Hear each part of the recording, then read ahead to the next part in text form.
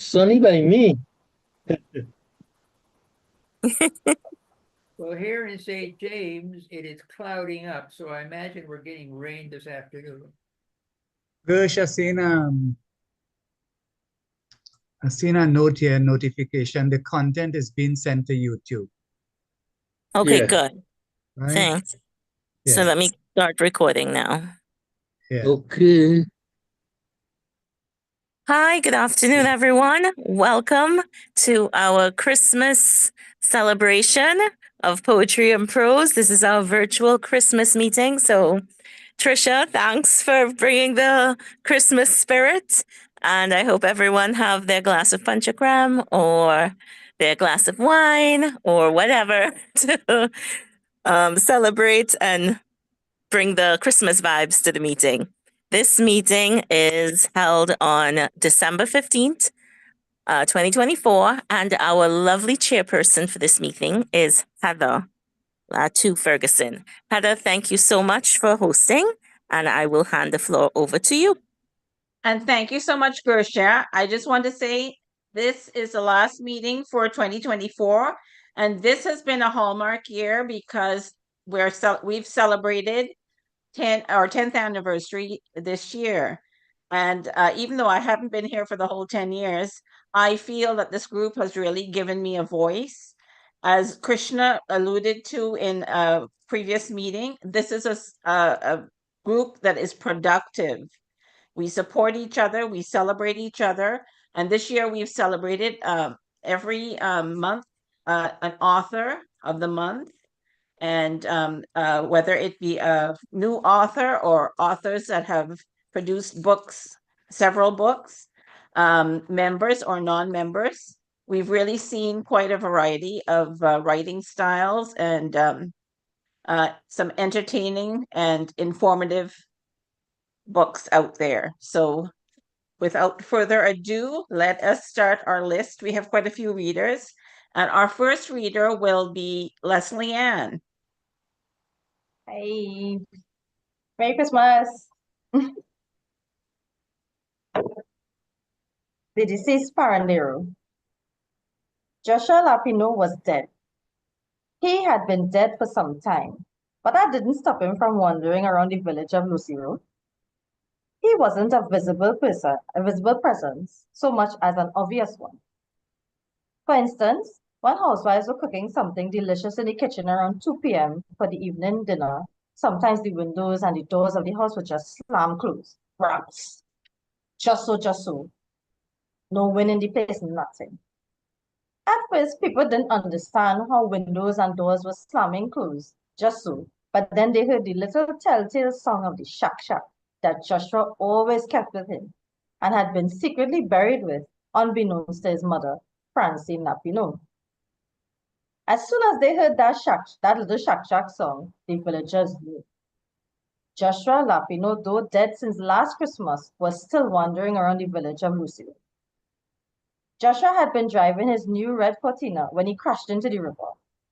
He had been racing to get home in time for the mass that signaled the start of the parang season held on September 25th every year.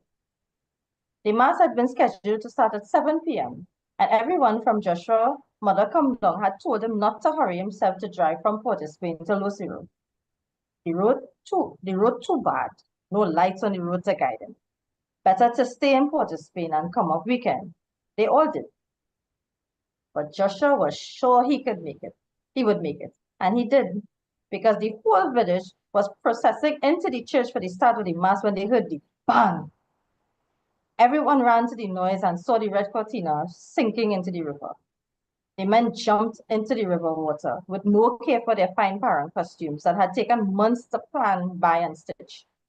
To a man, they heaved at the doors that had crumpled on impact, trying their best to see if they could open the door and pull Joshua out. Everyone knew it was him because he was the only man between Princess Tong and Lucy Road with a red Cortina. But the fellas reached too late. Everyone reached too late. By the time the district medical officer come, about 4 hours after, with the whole village keeping vigil at the side of the river with Joshua on a sheet on the ground, his mother crying non-stop. By that time, Joshua had been dead at least 4 hours. The DMO took one look at Joshua's twisted neck and shook his head. Dead on impact, the DMO pronounced. Joshua's mother bawled, her only child dead at 30 and all for parents. The villagers never heard the words that came out Mapino's mouth that night so much as they felt them. Each one of them taking the lash of her mouth like a physical thing, cringing in the darkness by the river. And from that time, it was war between Mapino and the Parang band. If any of the Parang group made the mistake to walk on the road near Mapino's house, in a flash, the old lady would run inside for her posy and give the band a good wetting with all the stale pee she had for the day. It was a normal thing that whole year after Joshua died for the fellas in the band to have to rush home, soaking with pee, to scrub and wash themselves off by the nearest standpipe. Whole year those fellas was vexed. But no matter how vexed they were, their clothes soaking with old lady pee, not a one of them could say anything. What they could really say in truth. The old lady was grieving. Joshua was all she had since Lalchan gone about 20 years now. The only thing they really was vexed for, and everyone wanted to know, was how an old small lady with short arms could fling pee so deadly. Mapino never missed her mark. And how she always seen them passing in the road so. As the first year for Joshua's death drew to a close, the Paramban started to practice and get themselves in order. It was time to start back singing Parang. They had mourned Joshua for a full year. Not a song of Parang was heard in Lucero in deference to their fallen comrade. But the year after Joshua's death, they decided to try to play Parang and go contest with the other villages again. But that was when the thing now started. The whole year, the women in the village had been complaining, doors slamming, windows slamming, just so. As the opening mass for Parang season drew closer, the women could swear they started hearing a song like a shack shack every time a window or door slammed closed. The men in the group paid it no mind. Children always running around doing madness. The women stopped saying anything and continued their work while the men continued their preparations, and Mapino continued flinging pee with greater accuracy than a West Indian fast bowler. Things got so bad before the mass that everyone was making the widest circuit to get away from Mapino house on the main road, but it never helped. No one knew who or what was strengthening her arm or keeping her arm straight, but the old lady was a crack shot. Once more, that September 25th, the whole village gathered in the Roman Catholic Church on the main road. The mass was both the anniversary of Joshua's death and the start of Parang season. All the paranderos were there. The whole group in their costumes with their instruments of blessing, sitting in the first 3 rows on the left side of the church. 5 minutes before mass started, Mapino walked in head to toe black, to sit by herself in the front row on the right side of the church. Before church started, a faint shack shack song could be heard. Everyone glared at the new shack shack player Varun, but Varun was puzzled too. His shack shack were wrapped in cloth and placed on the seat at his side so they wouldn't interrupt the mass if he moved by accident. In any event, Father Bullock processed in with the acolytes and everyone joined the choir in singing the entrance hymn. The mass went well. Father Bullock made sure to speak on the unfortunate passing of Joshua, who died so young, and the importance of peace and forgiveness, which is what Joshua certainly wanted. At that, everyone peeped a look at Mapino, but she sat like a stone angel, draped in black and unmoving. Father Bullock knew better than to belabor a point. Plus, Mapino was the richest person in the village, so having performed his pastoral duty, he made sure to move swiftly on with the mass. At the end of the mass, after the priest blessed the group and their instruments, the group started the procession to exit the church. As they struck up with the traditional annunciation, the people's hearts felt full. There was nothing like the song of Parang to make you remember good times past. Over the opening stanza of the Annunciation, Irene gasped. No one paid Irene any mind though, because she was a bacchanalist. Plus, the parents so sweet, only Leah next to her heard in any case. Leah looked to see what Irene's problem was. Slapped Anna, who sat beside her. But Anna started shouting one time and everyone, including the paranderos, looked to the front of the church to see Joshua, as if he was never dead, walking beside a frozen Varun playing shack-shack like he was a member of the band. The whole church erupted into chaos. Then villagers, paranderos, everyone running pell-mell out of the side door of the Lucy Rose Roman Catholic Church. Even Father Bullock, who in the ensuing chaos somehow managed to jog straight to the presbytery and peel off in his motor car. The only person who remained in the church, everyone said, was Marpino. She could be seen walking slowly around the church, calling Joshua, Joshua, for hours after. But Joshua had vanished. Thank you, Chichin. Awesome story. Very nice, very nice.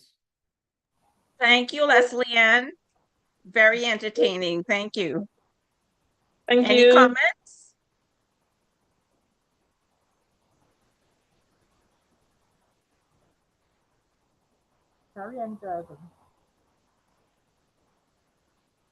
I like it. I like to hear unique Christmas stories and not just the same trope. Well, I haven't heard it for a while. But it was I don't know what was going on when I wrote it, but it is a very interesting story because you know, that is something that you have to deal with, whether it's Christmas time or not. And yeah, it was very well read. Thank you very much, Leslie, and thank you for putting it on the program, Poetry and Prose. I enjoyed it. Well, Trisha, I have to say my story coming up has a little I mentioned P and I mentioned the S word, and so I'm glad you set the precedent because I was a little bit, you know, hesitant with some of the older folks here, older than me, as old as me. I'm 73. Anyway, thanks. Thanks, Gil. I'm going to be 86, Heather, and all the language we hear now in restricted movies, nothing. Well, now I think that Willard has entered the building, so he's next to read. Willard, you're all set? Yes, I think so. Hi, everyone. Hello. Yeah, hi, season's greetings to you all. Okay, so I get right into it. My piece that was given to me to read is entitled Mavis's Black Cake. Mavis's Black Cake. So here it goes. So if I tell you the story of Mavis, oh, by the way, you're hearing me, right? Yeah. If I tell you the story of Mavis, I know you wouldn't believe me. To tell you the truth, neighbor, I don't know if I even believe the story myself. Mavis was a single woman, a spinster living in a nice house in Monrepo. Her father was a headmaster for a good boys' school in San Fernando. Not the ones you know. One of those that did boarding. And her mother was a professional too, a kitchen assistant in the kitchen of the Governor General when he was in San Fernando. And the mother she worked until she made her way up, not to cook, because that wasn't a job for women in professional kitchens in those days, but assistant cook. That was a good job, assistant cook in the Governor General Holiday House in San Fernando. Mavis' mother did that job well. When the headmaster up and died, he had married old. He had married old. He was 30 years older than Mavis' mother after all. When he died, the mother didn't need to work. Her husband had been headmaster so long, a bachelor so long. Vernis in Barclays Bank used to handle his accounts. And she told me, neighbor, when that man died, he had nothing but money. But Mavis' mother was young. She had a child to mind, and besides, assistant cook wasn't a very good job. So she stayed on, learning and cooking and saving.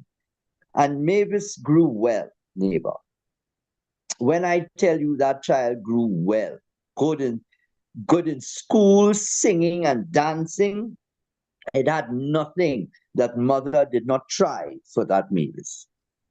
So when the mother up and died, when Mavis was 19, well, that was a blow. Mavis was rich, rich from her father, rich from her mother, and she had just started secretarial school. Well, what that girl could do, neighbor? She finished the secretarial school in the regular time and got a job in a nice bank. Barclay itself, as secretary to the manager. That Christmas, for the office Christmas party, it was a little bring and share, nothing too fancy, but a little party for everyone to feel a little Christmas spirit with each other. Well, the accounts department said that they would make the appetizers. The executive team took charge of the main course, and it was for the human resource department, Mavis department, to do the desserts. Everyone thought hard about what they could make. Teresa said she would make fudge. Rani said she would bring sweet bread. And Mavis, well, her mother used to make the best black cake, and she was sure she had the recipe somewhere. She could bring her mother's famous black cake. The party was going well. Everyone was enjoying the decorations, the food, the music, the drinks. When it was time for dessert, Mavis, Rani, and Teresa went around with trays of goodies, and everyone helped themselves to one piece and more of all the fudge and sweetbread and black cake.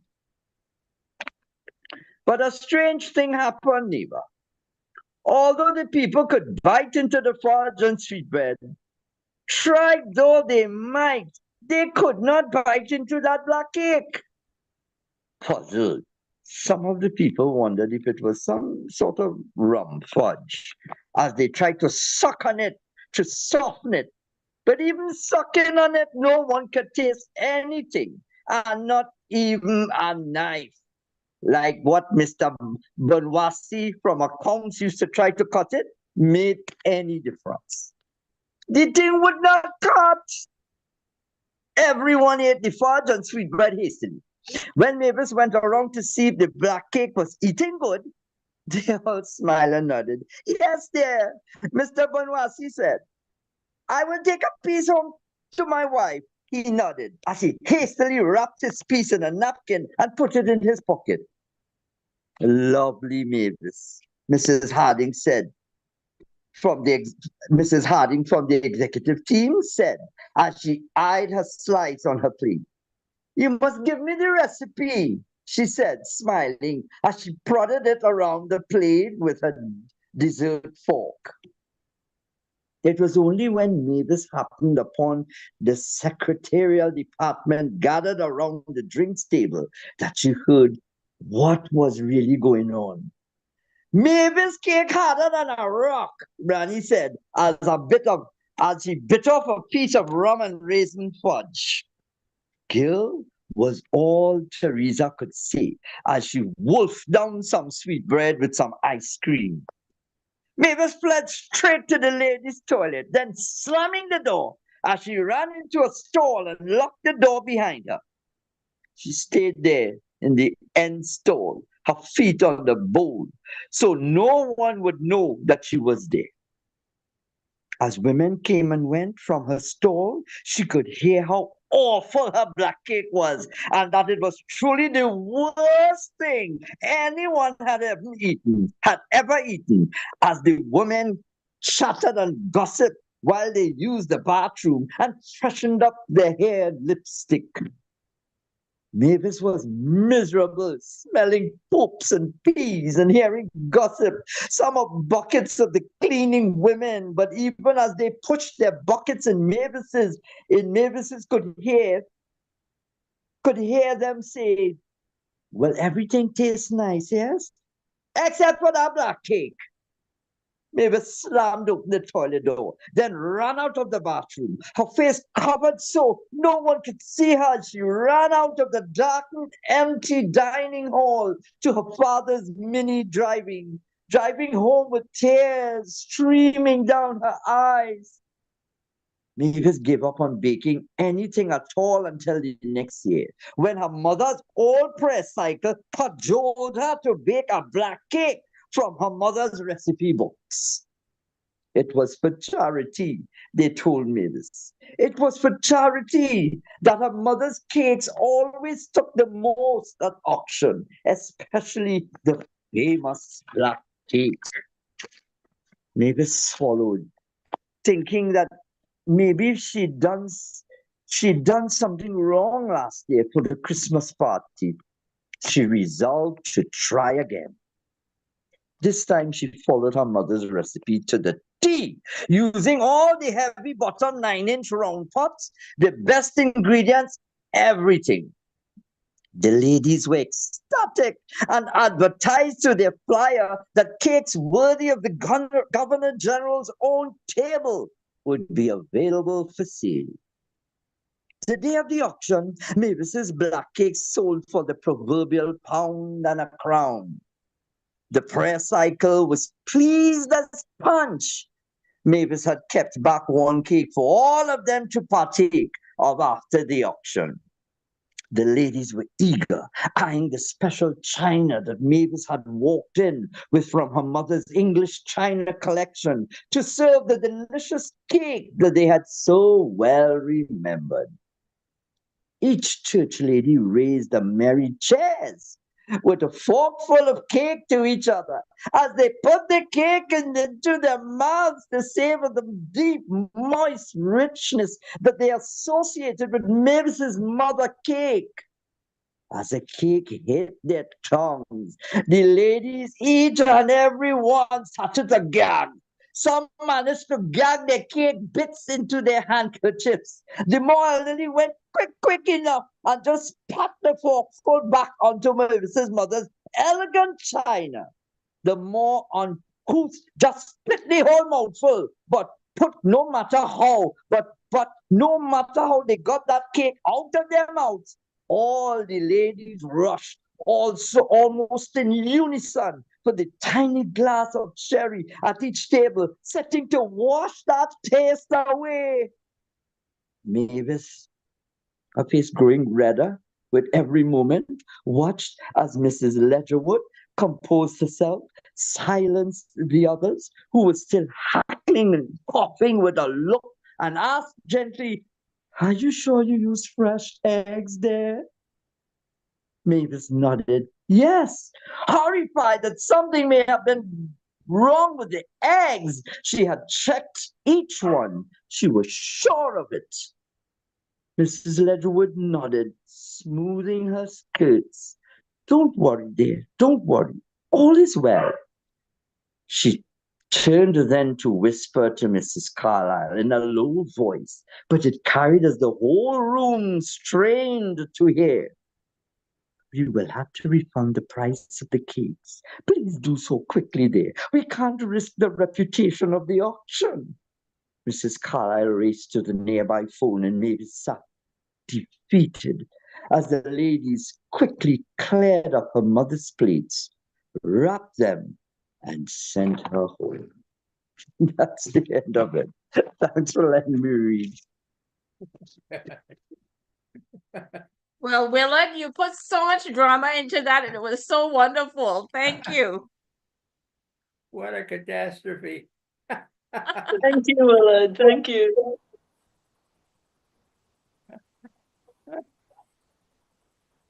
Oh my gosh. Well, you can't have it all. That's all I have to say about that. I always enjoy that story.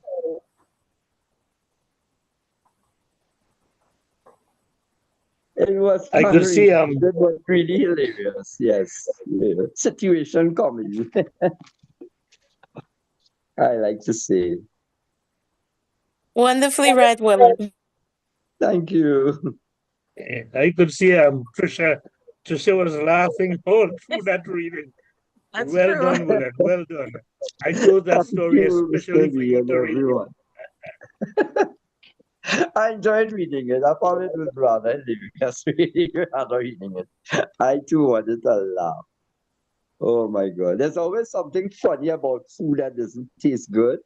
on people's reaction and trying to, Trisha, to make it seem it tastes good. Yeah. So thanks a lot again. Very nice, really nicely written. Thanks, you all. Thank you very much.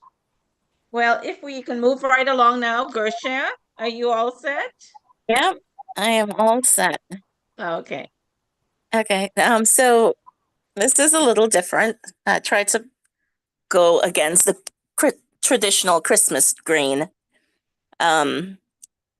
Christmas time is really, you see a lot of images and a lot of tropes and a lot of like romance stories on Lifetime and Netflix. 1 minute, someone's coming in. Okay, that's Vishnu. So, what I'm trying to do with this is talk about a single girl's Christmas. Woke up this morning as the scent of baked ham wafts through my bedroom, my Christmas curtains blowing lightly in the breeze. Sweet 100 can be heard from next door as a mother's work is in full swing. I stretch lazily. The neighborhood children are up and about. I pour some orange juice and a shot of tequila and a dash of sorrel. A Christmas sunrise. I smile at my own invention. My phone dings and tweets. Christmas gifts are flooding my WhatsApp. From my kitchen, I hear my neighbor calling for her husband. I put the ham and pastel I brought home last night on the stove to heat, grab my phone and begin sending my greetings. Later, selfies will be posted in front of a pretty Christmas tree that I didn't put up and I'm not taking down. Instagram would be flooded with videos with Christmas music overlay. I grab my plate and flip on the TV. A cartoon telling the tale of Mary and Joseph, a baby that came to save the world. I'll eat and lay about till it's time to get ready and head out. There will be gifts to exchange and more food to eat. There will be family and friends to visit. This is a single girl's Christmas.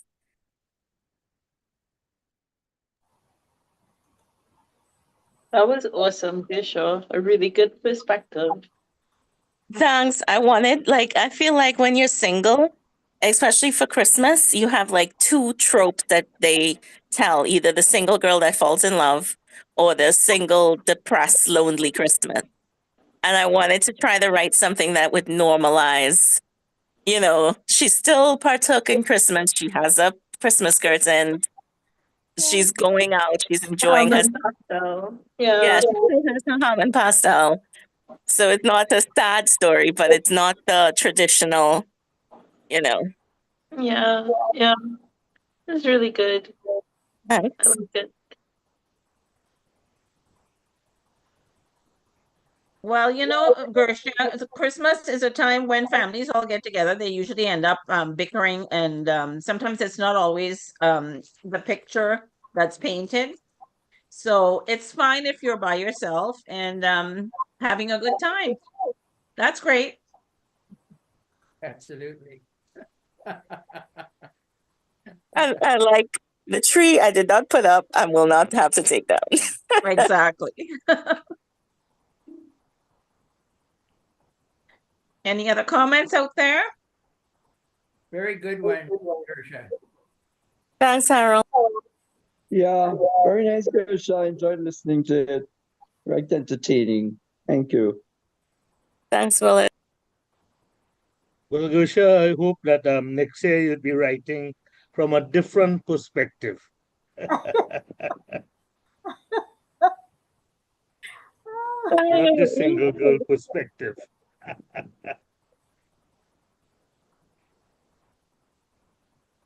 Well, let's move right along. We've got so many readers, but Harold is up next, and he's got a selection from Dickens, I understand, eh, Harold? Yes, indeed.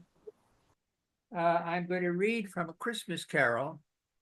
People seem to think that it's a long novel. It's not. It's only a novella. The version I have is only 179 pages long, and that's with large printed illustrations. I am just going to read the very, very first few pages. This is all that is necessary to set it up. But what is interesting to know about Christmas Carol is that when Dickens wrote it in 1843, nobody bothered to celebrate Christmas. It was just another day for the church. He, through writing this book, literally created the Christmas that we know today.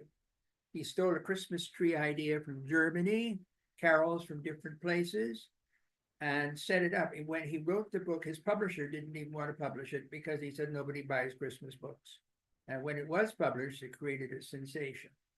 I sell a version of it on my Amazon account that is abridged by Dickens himself, which he used when he toured the United States and England. But this is the first few pages from the original unabridged version.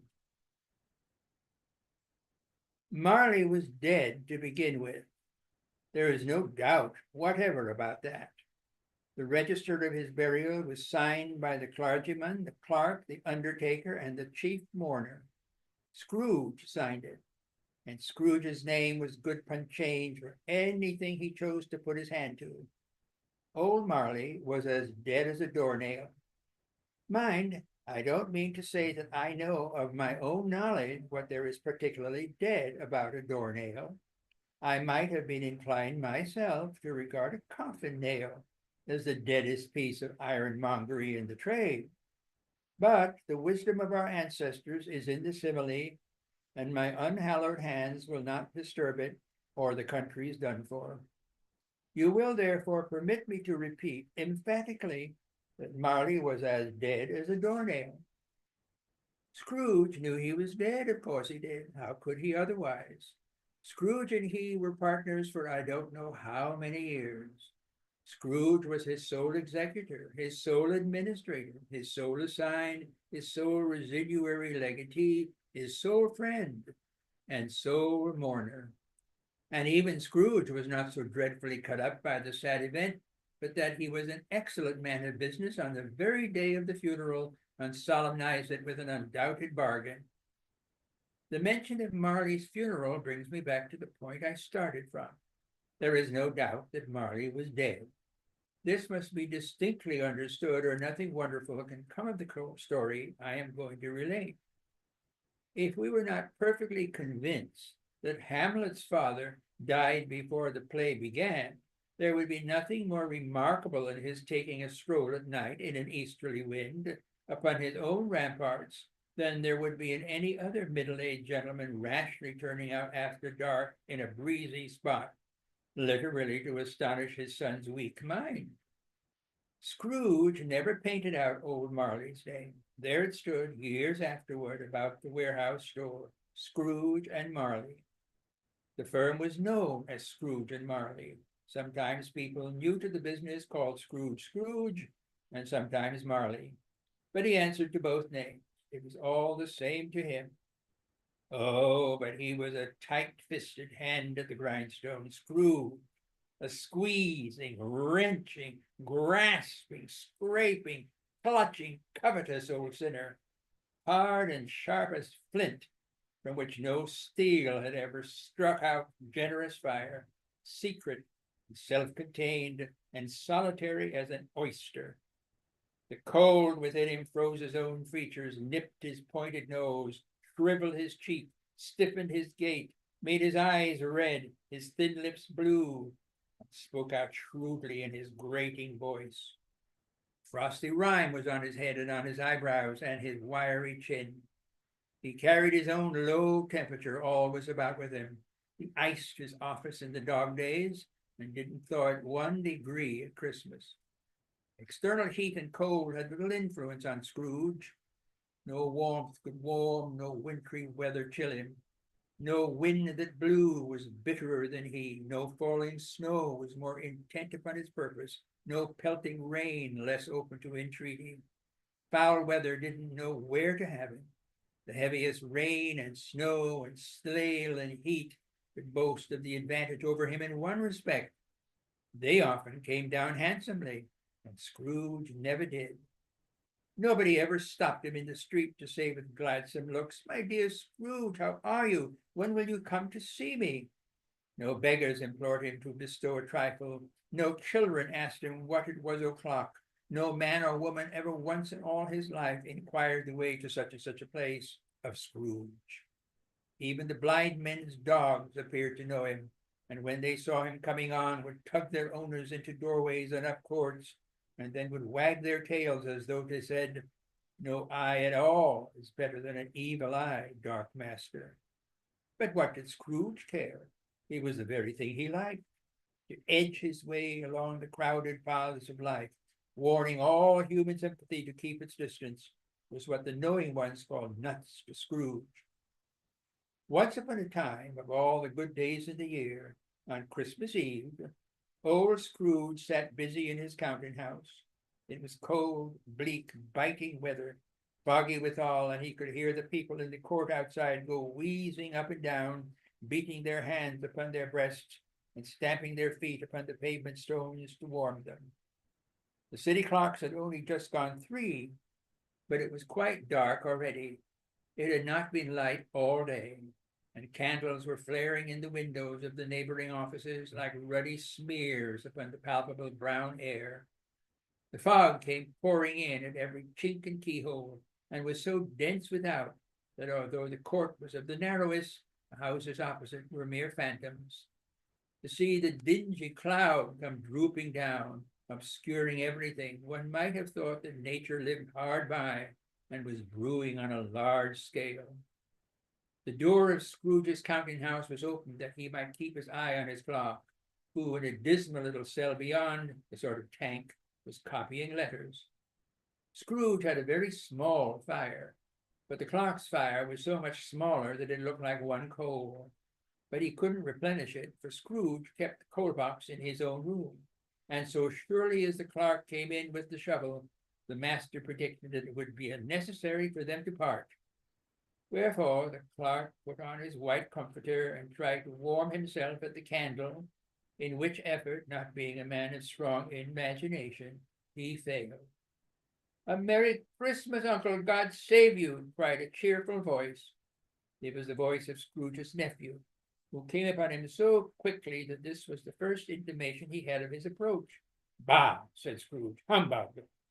He had so heated himself with rapid walking in the fog and frost, this nephew of Scrooge's, that he was all in a glow. His face was ruddy and handsome, his eyes sparkled, and his breath smoked again.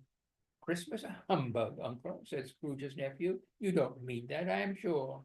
"I do," said Scrooge. "Merry Christmas. What right have you to be merry? What reason have you to be merry? You're poor enough." "Come, then," returned the nephew gaily, "what right have you to be dismal? What right have you to be morose? You're rich enough." Scrooge, having no better answer ready on the spur of the moment, said "Bah!" again, followed it up with "Humbug." "Don't be cross, Uncle," said the nephew. "What else can I be," returned the uncle, "when I live in such a world of fools as this? Merry Christmas, out of it, Merry Christmas. What's Christmas time to you but a time for paying bills without money, a time for finding yourself a year older but not an hour richer, time for balancing your books and having every item in them through a round dozen of months presented dead against you? If I could work my will," said Scrooge indignantly, "every idiot who goes about with Merry Christmas on his lips should be boiled with his own pudding and buried with a stake of holly through his heart. He should." "Uncle," pleaded the nephew. "Nephew," returned the uncle sternly, "keep Christmas in your own way and let me keep it in mine." "Keep it," repeated Scrooge's nephew, "but you don't keep it." "Let me leave it alone, then," said Scrooge. "Much good may it do you, much good it has ever done you." "Oh, there are many things from which I might have derived screw, by which I have not profited, I dare say," returned the nephew, "Christmas among the rest.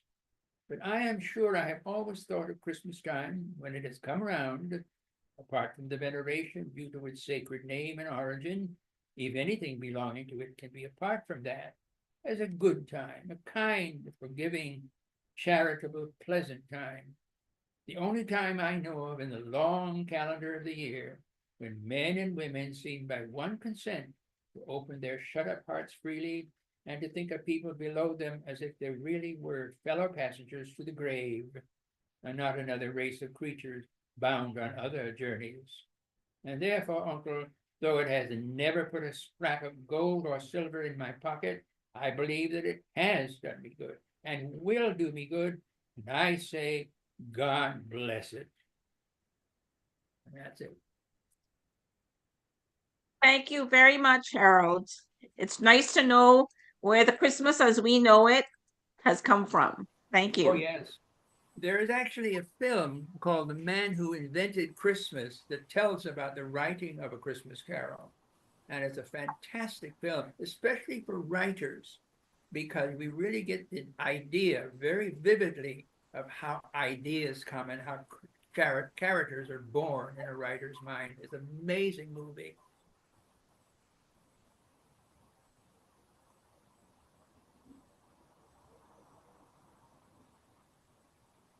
Anyone else have anything to add?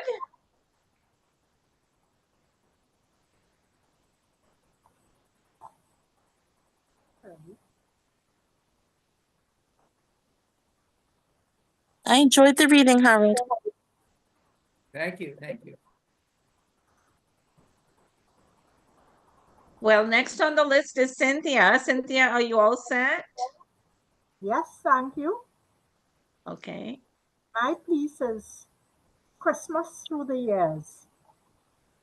My Christmas experiences through the years were colored especially by my experiences as a child, but also the different islands in which my immediate family lived.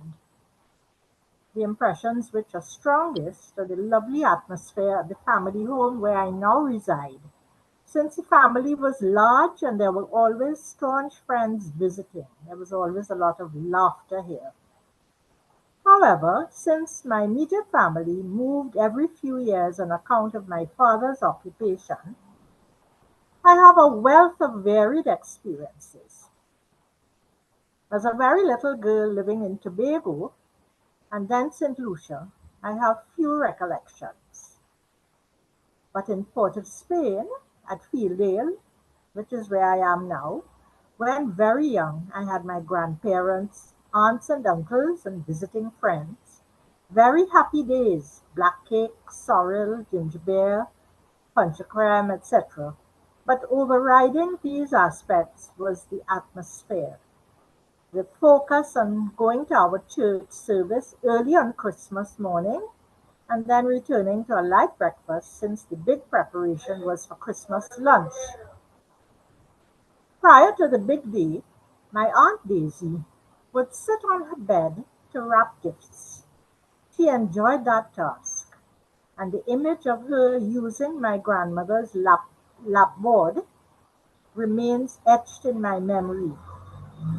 I have the lapboard to this day, and I have made good use of it. Made of wood, one side was carved out so it could sit on one's lap. It is perfect for wrapping gifts or for cutting out fabric to sew clothes. My grandmother made dresses beautifully sewn, at first by hand, then later using a sewing machine. And she taught me to hem and darn from the time I was very young, probably somewhere around 6 years old or something like that. I sat on a small chair next to her rocking chair, which I also still have right here in my living room. And she gave me a little thimble, a small thimble for me to use. Then, when I was about 8, we lived at the Belmont Methodist Manse, Epworth House. I recall that we had a Christmas tree set up and decorated in the living room every Christmas for the few years we spent there. We had a live tree or branch and decorated it. I seem to recall that one year an artificial tree was sent to us from the USA. The atmosphere of Christmas, Christmas carols, church services was pervasive. Those are what colored my youth and early days. Definitely an indefinable happiness and serenity in the air at this time of year. And until recent years, that feeling prevailed. After Daddy's tenure at the Belmont Methodist Church ended, we proceeded to the San Fernando Methodist Manse on Harris Promenade. We always had a piano since my mother played both the piano and organ. So we sang carols and Christmas hymns not only at church but also at home. Then some years later, when we lived in Barbados, we again attended a lot of church events, of course, including Christmas morning church services with Christmas hymns. For lunch we had ham. I cannot remember whether we had turkey, but we enjoyed jug jug, a cousin to cuckoo but made with guinea corn. Up to this day I miss having jug jug. I wish I could have some. Well, actually, a friend is over there right now. Maybe she'll bring back some with her. She is Barbadian, of course. Then back in Port of Spain from 1967 and married in 1968, I became more aware of parang. My late husband enjoyed parang immensely, and we had some neighbors obliquely opposite to us who had a group come from the country to sing parang, sing their hearts out, and enjoy the Christmas cheer, especially the liquid cheer. I would then go off to church for 5 o'clock without my husband, who was Roman Catholic. Then, another phase, single again, I went to live in Pity Valley. I still always put up a pretty tree for the Yuletide season and came to my aunt's home in Port of Spain, where I live now, to join them for Christmas lunch. I loved going to the Christmas shows at Queen's Hall, especially the choirs. I went off happily, with or without company. Music is an integral part of my life.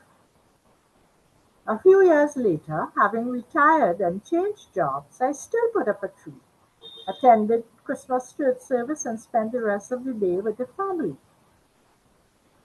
Then there was another phase. After my younger sister retired, I was living once more here in this homestead, and she would visit and we'd have Christmas breakfast together. And after that, she would leave to go to visit her friends in East Trinidad.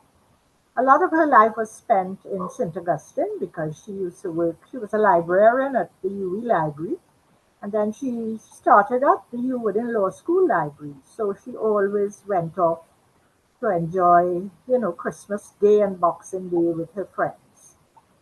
But after only 2 years beyond her retirement, my sister passed on.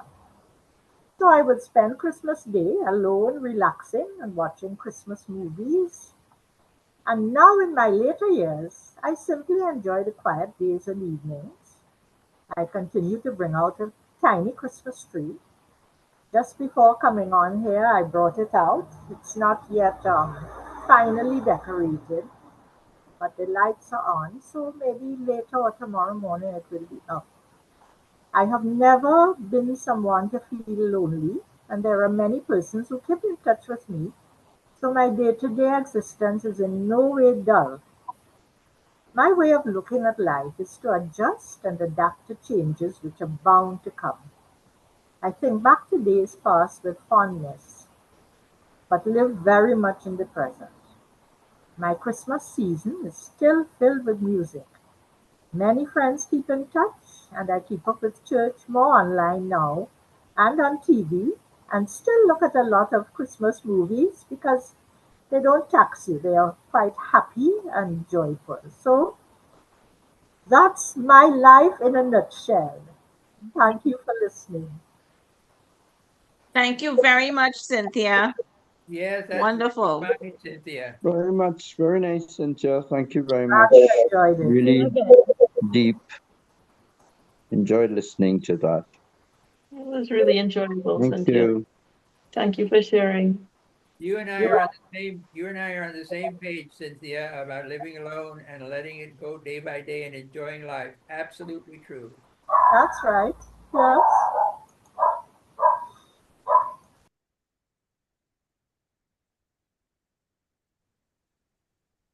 Any other comments out there? Very nice. Well, we have Natasha next. I Hi. hand it floor over to Natasha. Thank you. Hello. Today I'll be reading for you a quattro for Christmas by Johnny Kuman Singh. Some people hung up their guns, some their shoes. I eventually hung up my old quattro. I bought this quattro in 1980. While at a camp in North Dakota, I thought that this quattro needed a rest. Although it still has a wonderful voice, it's resting peacefully somewhere in the office of Simon's Music Supplies on St. Vincent Street, Port of Spain. At least that was the last place I left it. I jogged my memory to remember the name of the quattro maker who sold me this wonderful instrument. I think his name was Mr. Aparicio. All I could recall is that he resided on Alice Street in Arima. It was Christmas week, and I sorely needed a quattro. Without a decent sounding quattro, Christmas would be similar to the taste of a flat Coca-Cola. Hoping to find a reasonably priced one, I went to the Louis Gilman Thomas Music Store, way up on Frederick Street, Port of Spain, to purchase an instrument. To my disappointment, all the less expensive quattros were sold. It was terrifying. The ones that remained were too expensive for the small change that I had in my pocket, a paltry $180. I was left in a state of despair. I couldn't think. Quite melancholic, I started walking back to Independence Square. Dejectedly, I began walking to the Sandy Grande taxi stand. Somehow, a little birdie told me to go over to the Generous clothing store on Queen Street and have a chat with Paul Castillo, one of the founders of the Trinidad and Tobago Parent Association. I explained my situation to Paul, my dilemma. I reminded him that once upon a time he came to our tiny house with some paranderos in Rio Claro. And yes, he remembered. He then directed me to go to Alice Street, where I will meet the quattro maker who makes the bells of St. Mary. He makes one of the sweetest sounding quattros in Trinidad and Tobago. Without reservation, Paul lauded the work of this wonderful artisan. I hastened my pace to reach Alice Street. When I arrived, the aging quattro maker greeted me at the door. I told him what I came for, and he invited me in. His wife also greeted me and offered me a seat next to her dining table. They were so kind and gentle, two really beautiful people. Without hesitation, the man told me that he had no more quattros for sale, but showed me his very own quattro. I asked him if he would sell me this precious instrument. He said that it was his personal quattro and it was not for sale. My heart sank. I pulled out the $180 I had in my wallet and made an offer for the instrument. I really coveted the instrument. He looked at me and shook his head. And that shake meant nah. Nevertheless, unbeknownst to me, his wife was in my corner.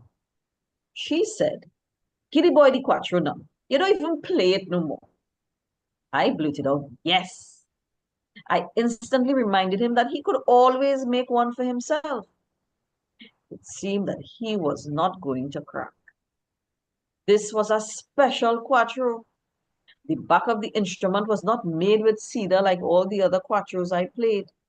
The back of this one was made with a different type of wood. I asked him, "Mango wood? Lapinette?" He just smiled. $180 was quite a sum of money to pass up in those days. He played a few notes on it for me, and oh, what a tone, what a resonance. He saw in my eyes how desperate I was. Then he handed the quattro to me. I started to play. He was so impressed that he said, "Okay, son, you win. You can have the quattro." Could you imagine the joy I felt? I own two more quattros, Sona and Vega de Oropuch. They're good sounding ones. But every time I look at the bells of St. Mary, I remember the first time I played that sweet and delightful Trini-made instrument. I probably have the only quattro left that was made by this great luthier who lived on Alice Street, Arima. There was a time my quattro went missing. After a concert in the auditorium of the Central Experiment Station, Ministry of Agriculture, Centennial, I somehow came home without my quattro that night. I wasn't drunk. Panic struck. Someone had my precious instrument. Then I remembered. My worries subsided a bit, but it took me almost a week before I could have gone to retrieve my quattro. Sometimes such events happen. There are times when a parrandero would go without a quattro and would go out with his quattro and return home without it.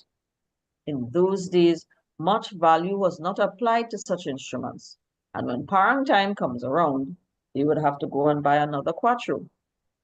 I could not have afforded to lose the bells of St. Mary. This quattro was too precious, and I was grateful that it was safe. And that was A Quattro for Christmas by Johnny Kumansing. Thank you for letting me read. Nicely read, Natasha. Very nice. Lovely story too. Fully read, Natasha. We have history and story and drama in that reading. Thank you very much.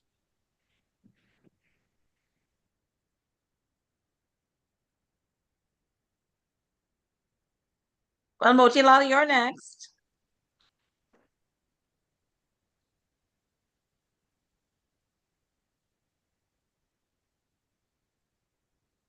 You have to unmute, Motilal.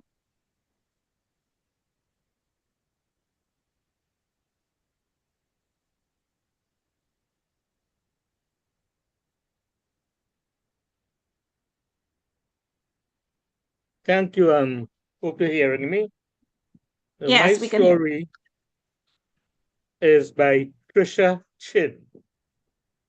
And this story is the Christmas pig.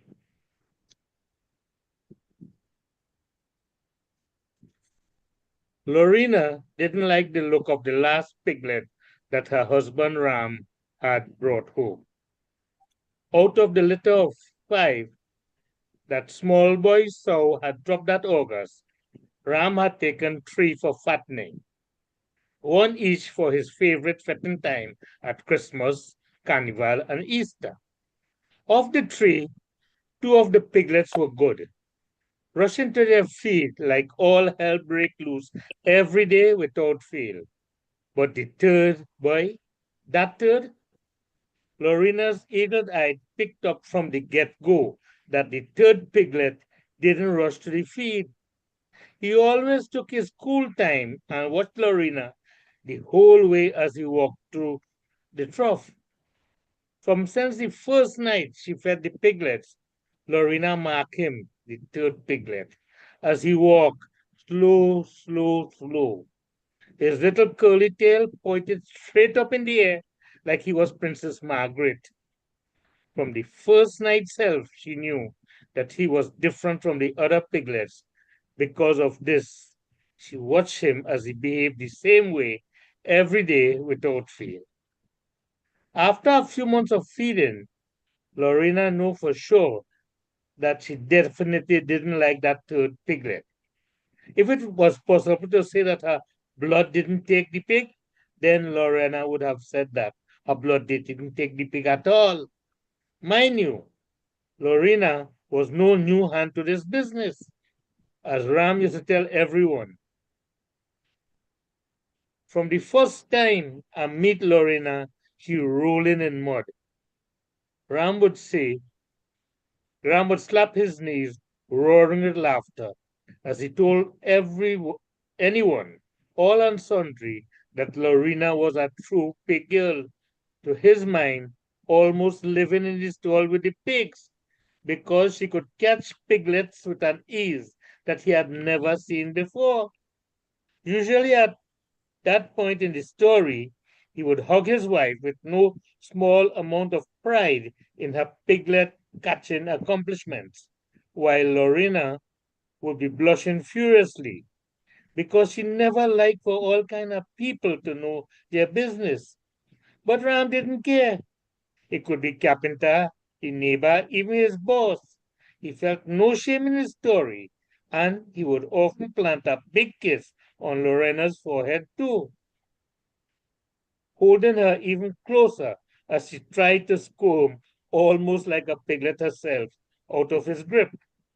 At that point in his story, he would normally say that his mind had been made up, that Lorena was the one for him from the moment when he pointed out the piglets, that he wanted her man, and he that and her father, man, and he realized that less than 20 minutes later, Lorena had not already caught the piglets, but had also loaded them onto the tree of its run. Ram didn't lie about any part of that story. He was a man who liked his pork, and when he saw how Lorena handled those piglets, well, it was a done deal, like they say. Ram put the question to her one time. She said yes, because she didn't really have nothing else to do. And in two twos, the two of them, together with Laura and her parents, went to the district warden office and made it official.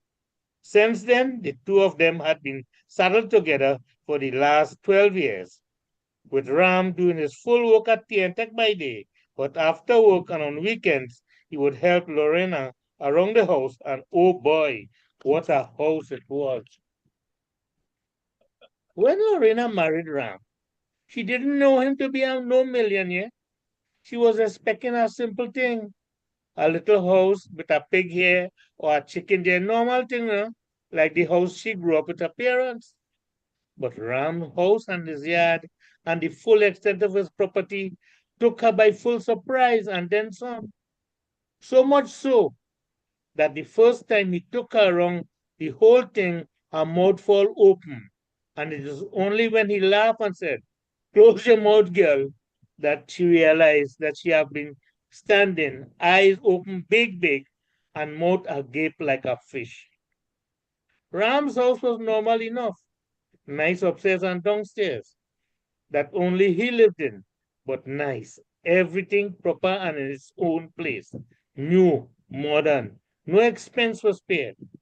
Lorena was surprised that Ram with his broken down van had such a nice house, but she was glad too, because the house was hers now as well, to live with Ram. At first, she thought she had seen the whole thing, the house and the yard, with the flowering plants all around. But then he took her to the back of the house, down a little set of rough concrete stairs that had been set into the natural decline of the hillside, through some mango and zabuka tree. It was there, at the bottom of the little decline, that he led her onto a clearing which let her see the full extent of the land and buildings flowing out below. And that is when she stood, mouth agape, eyes wide, staring in awe. When Ram laughed and told her to close her mouth, she turned to him. "All of this is yours?" "Shy then," Ram smiled. "Yours now too, since we gone and register." Lorena didn't know what to say, so she just stood here, looking out at this big set of land and saying nothing. Lorena had grown up in the bush in Tabakit and had been minding pigs her whole life. Not just pigs, mind you, but chickens, ducks, turkeys.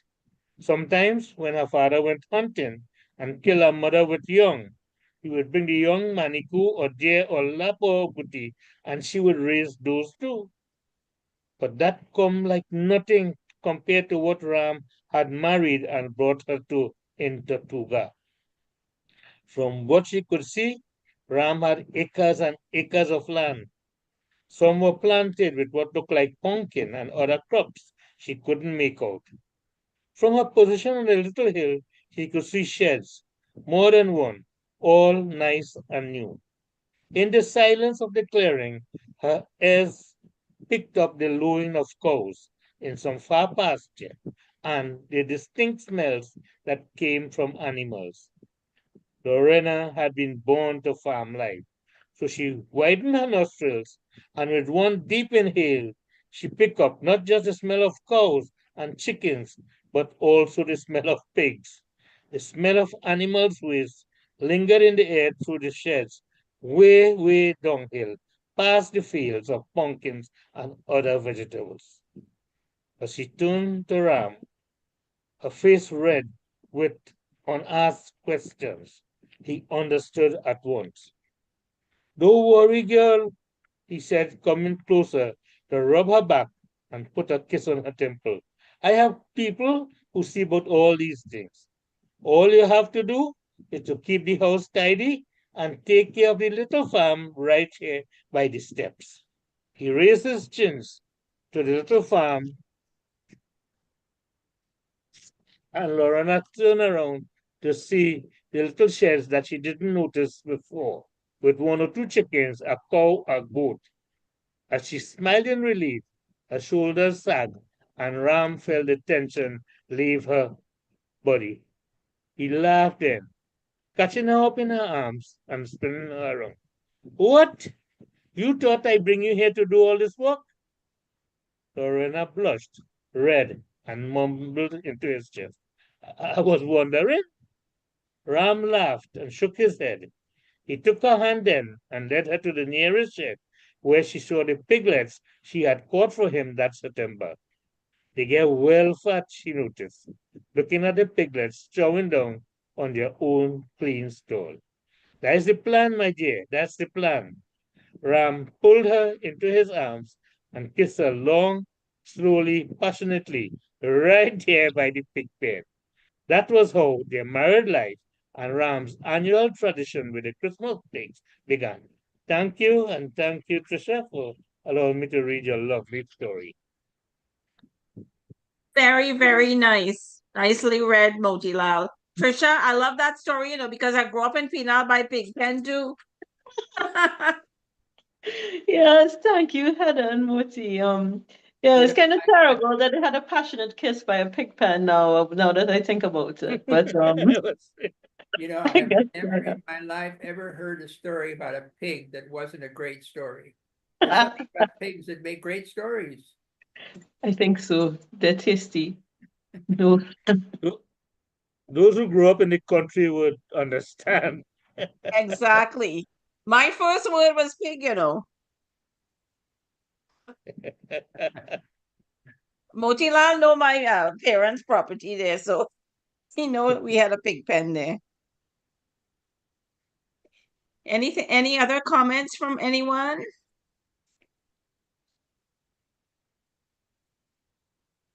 Well, we're kind of moving along quite quickly. Anyway, I'm next on the list, and this is from my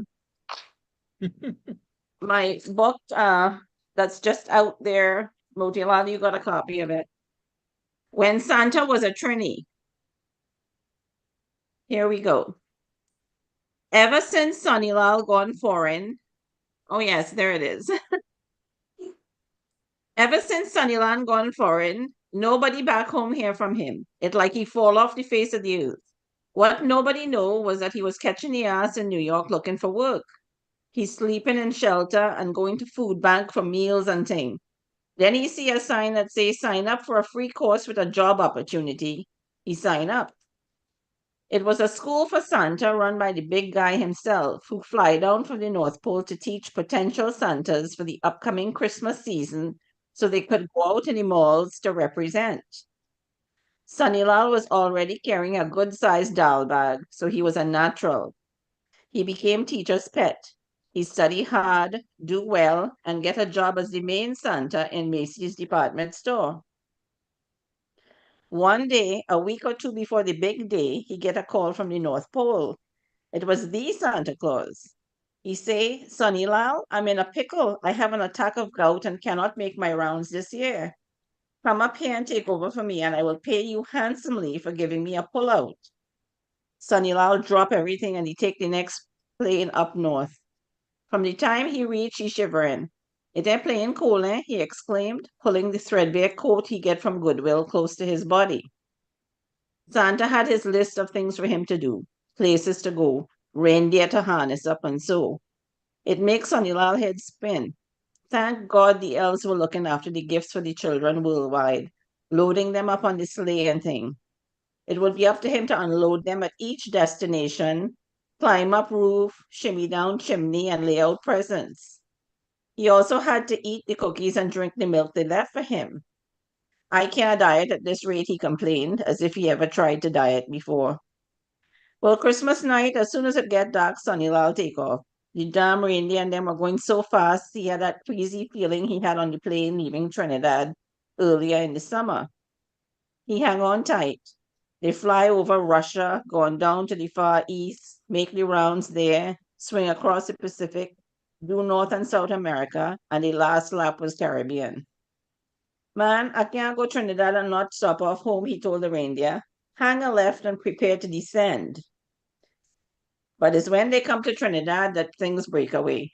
Sonilal say, let me take a little break now. I could do with a drink and a little hug up from Gloria, who was the resident prostitute. He touched on by Shagonas and dropped in by Randy Rum Shop. Sonilal, man, the fella shouted, what you doing home? Like you come for a visit? And dress up like Santa too? Yeah, man, I helping out the big fella. How you get that job? The boys asked. I pass a course, but let me tell you, it's not an easy job.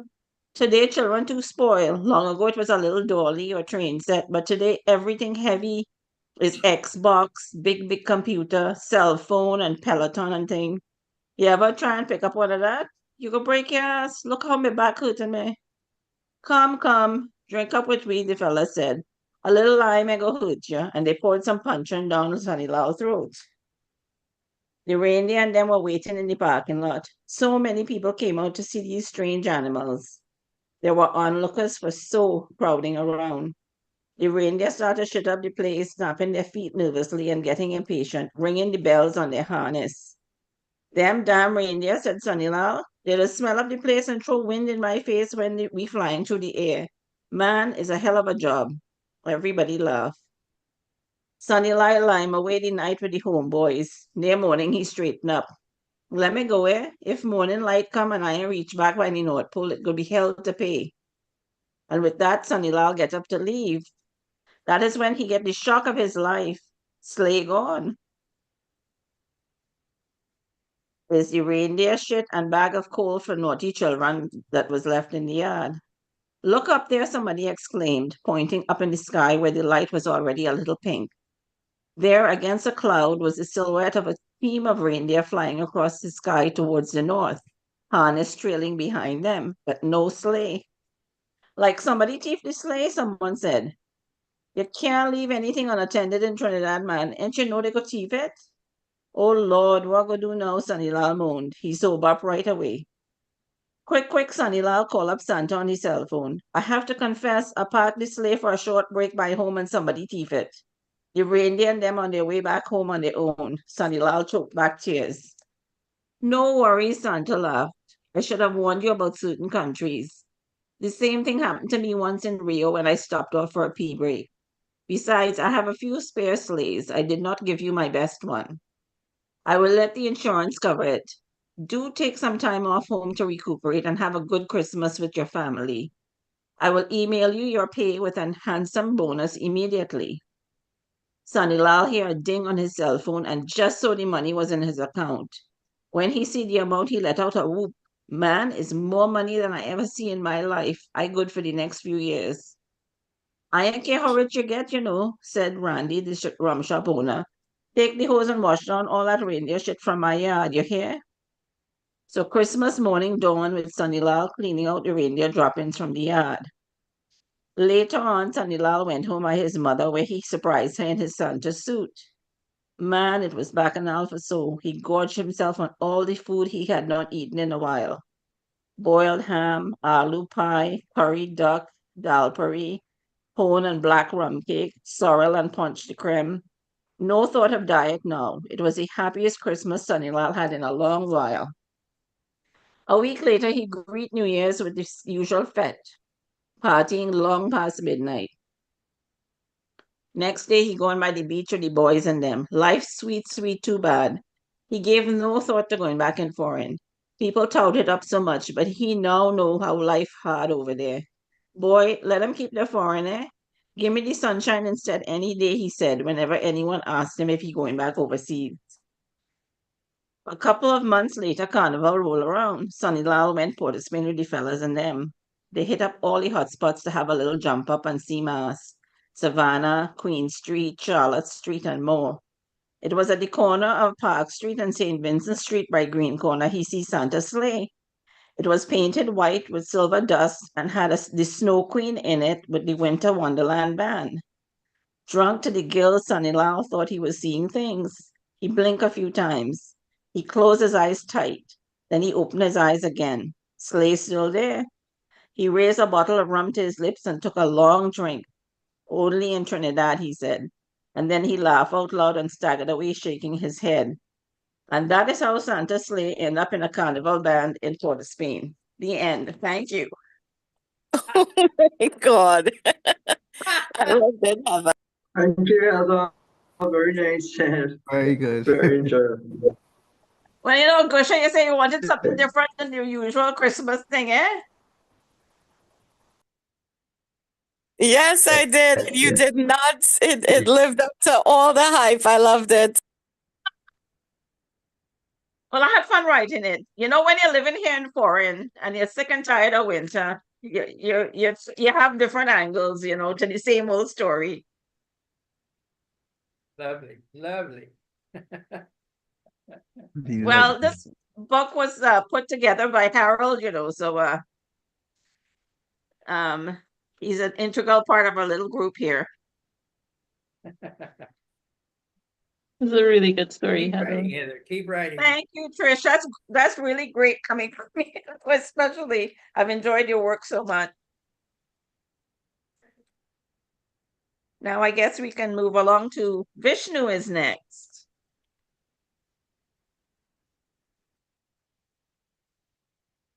Hi, Vishnu. You have to unmute.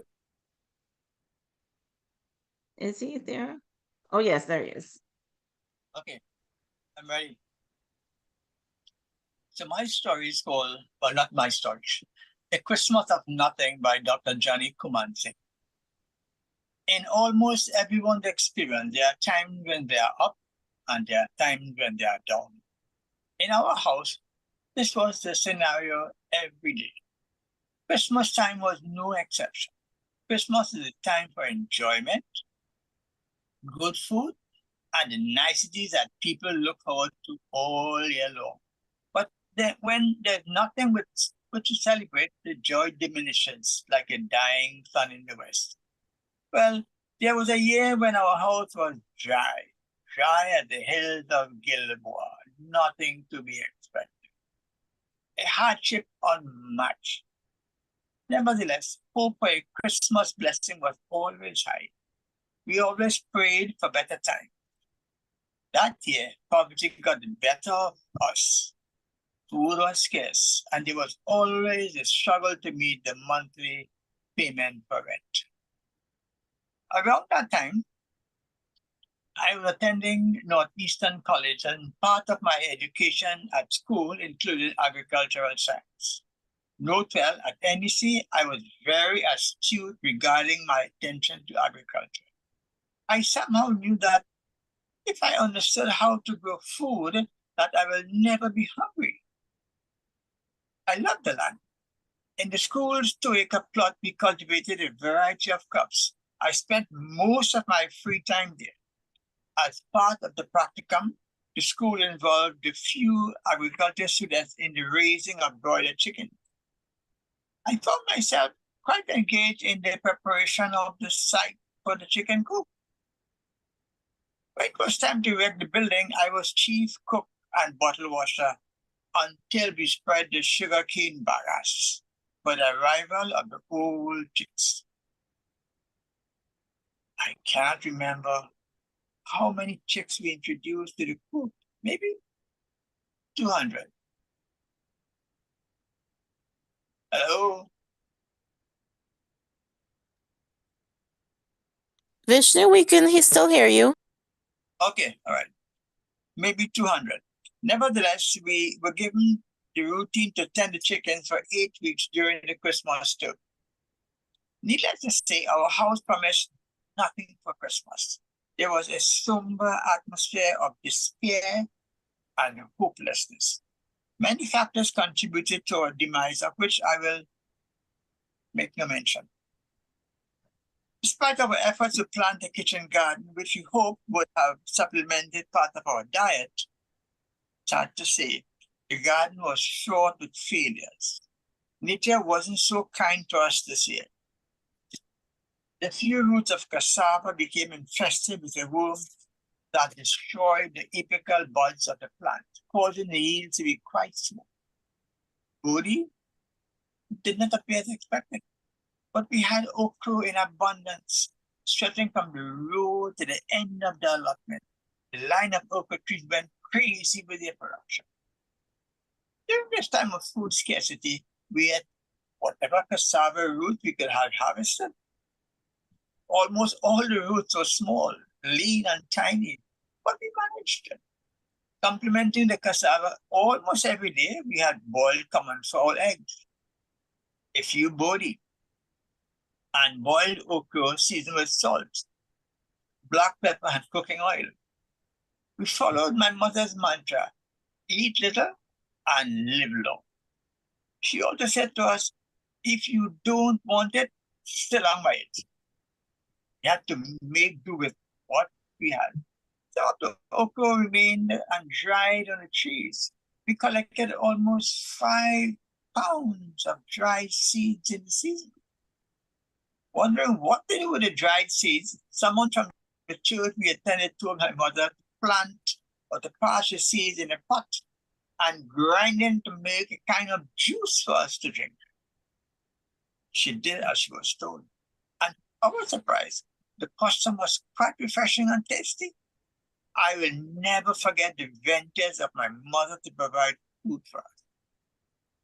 In the okra seed story, almost the whole class at the Eastern Caribbean Institute of Agriculture and Forestry, that's EC, laughed at me when I told them about okra tea. The lecturer concerned with vegetable production was talking about okra production and asked us what we think are the uses of okra.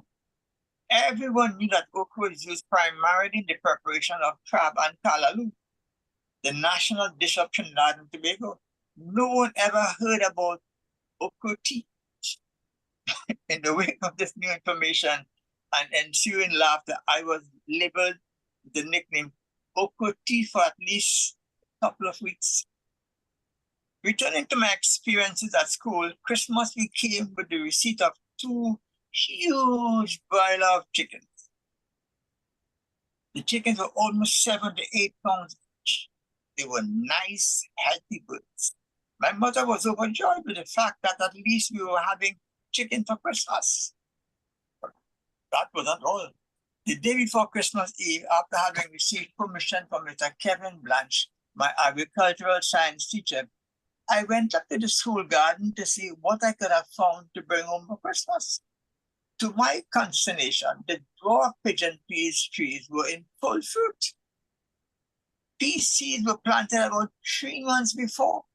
I harvested about 10 pounds of full pods. That was not all. There was another surprise.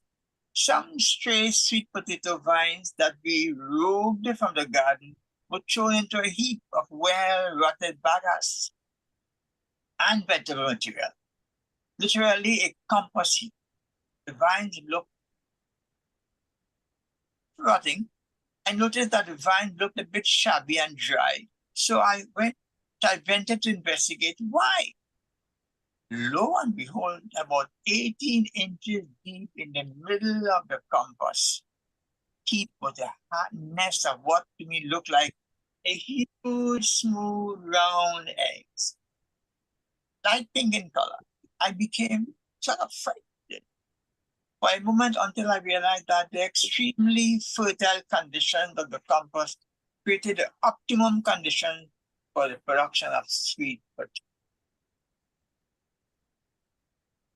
Red-colored potato variety known as O49, a variety developed by the University of the West Indies. I moved close to 20 pounds. The school's garden provided all we needed to celebrate Christmas, and we were thankful. I remembered quite well the maxim, man's extremity is God's opportunity. Always keep hope alive. What seemed in the beginning to be drab and dull Christmas, a Christmas of nothing, became a Christmas full of joy, good tidings, and food for all. We will never forget. Never. Never. Thank you. Thank you, Johnny. Thank you, Vishnu. Very well read. Very good story, Johnny and Vishnu. Yes, very nice, Vishnu. Very well read. Thank you.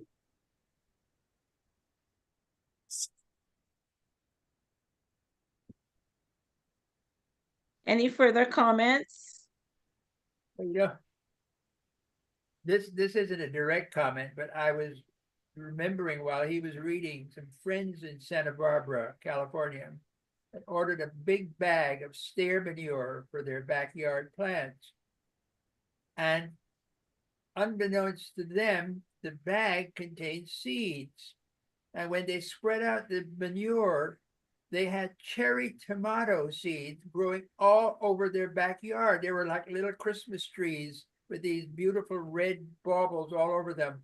And I remember being called into their backyard as they come, you have to see all these little Christmas trees we have in the backyard. And there were all these little cherry tomato plants.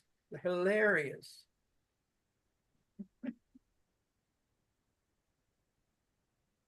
Well read, Vishnu. You know, this reminds us that even though we may be poor, that we can all celebrate Christmas. And this story brings back to me sometimes that in growing up, sometimes we didn't have enough. You know, sometimes we didn't have any rice and flour in the house, and it wasn't yet payday, so we could always go down the road and pick up breadfruit. So it's nice, you know, a Christmas of nothing, yet it was a Christmas of something. Well done, Vish.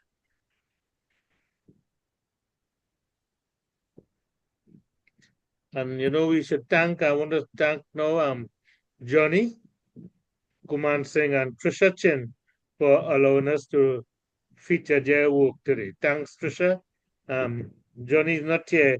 If Johnny was here, he would have taken out his quattro as he did, I think it was last year. And so he did us with some parang, but unfortunately he couldn't make it. So thanks, Johnny, and thanks, Trisha. Well, the last reader is Krishna, and we have half an hour left. So maybe we can have a little chat after. But Krishna, are you there? You are. Great. Here I am. There I am. Here I am. Yes, yeah, I noticed it's 2:28. So we have and this is a short piece, a very, well, somebody said, don't say anything about this story, just read it. So I'll just read it and then we could talk afterwards, right? What happens, well, it's from this book, A True Trini Christmas by Trisha. Congrats, Trish. What happens if the poinsettia does not bloom? It's not blooming yet, Papa. Papa Boa looked up to see Mama Leo watching him from a few feet away. He had gone deep into the forest to look at the first poinsettia bush that had come to Trinidad with the Spanish a few hundred years ago. If it doesn't bloom, what will happen? Mama Leo walked closer to peer at the bush, which had grown wide and high in its many years of life. She touched one of the star-shaped leaves, letting the ridges fall slowly across her fingers. It's still as green as new grass. Papa Bois looked up at the sky. If he thought back, he could remember the first time he had seen the Star of Bethlehem. He had been in the forest when all of Trinidad was forest, and the shining light that showed those nights had been larger, brighter, closer to Earth than any other star, whether before or since. I can still hear the music and the voice. What you say, Papa? Papa Bois looked up, startled. He had forgotten Mamad Leo as the memories intruded. Do you remember the star? His voice was rough. He hadn't used words in some time. Mamad Leo looked up. There was really only one star after all. Her eyes left the sky and came back to Papa Bois, standing a few feet away. If I look, she thought, if I really look, I'll see right through him. Neither of us is really here. Papa Bois looked away from her, his forest green eyes wounded. No, Mama, we've not been here since that star. Not the way we were. He held his hands to his face, the fingers ending in hard, strong, curved black nails. Mamad Leo drifted without form across a beam of moonlight. Wonderful line, Trish. Mamad Leo drifted without form across a beam of moonlight. Here, but not. Thoughts made words. Why did they keep us if the Christ child is a new era? Mamad Leo looked more blue in the moonlight. In Papa Bois' night vision, she looked like water. She looked like a woman. She glowed, he thought. Mamad Leo laughed. Papa Bois smiled. Are we in a fever dream? He thought. Mamad Leo smiled, her form wavering as her emotions grew high. The great god Pan is dead. Mamad Leo gasped out loud. Papa Bois looked up. Where did that voice come from?